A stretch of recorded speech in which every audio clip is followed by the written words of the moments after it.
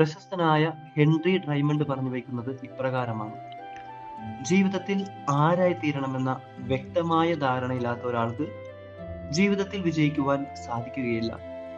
വിശുദ്ധ മോനിക്കായ്ക്ക് താൻ ആരായി തീരണമെന്ന വ്യക്തമായ ധാരണയുണ്ടായിരുന്നു. അതുപോലെ തന്നെ തൻ്റെ മകൻ അഗസ്റ്റിനെ ആരാക്കി മാറ്റണമെന്ന വ്യക്തമായ ധാരണയും. അതിന് അവൾ കൂട്ടുപിടിച്ചത് ദൈവത്തെ തന്നെയാണ്. പിടിവിടാതെ ദൈവത്തെയും തൻ്റെ മകനെയും ചേർത്ത് പിടിച്ചുകൊണ്ട് രണ്ടുപേരുടെയും വിശുദ്ധിക്ക് വേണ്ടി അവൾ മുന്നോട്ട് പോയി.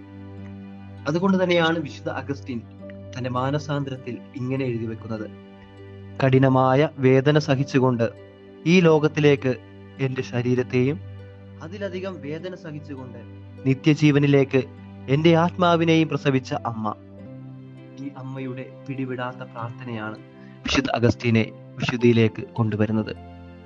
ഉൽപ്പത്തി പുസ്തകം 32:26 യാക്കോബ് പറയുന്നത് പോലെ, എന്നെ അനുഗ്രഹിച്ചിട്ടല്ലാതെ അങ്ങയെ ഞാൻ വിടുകയില്ല.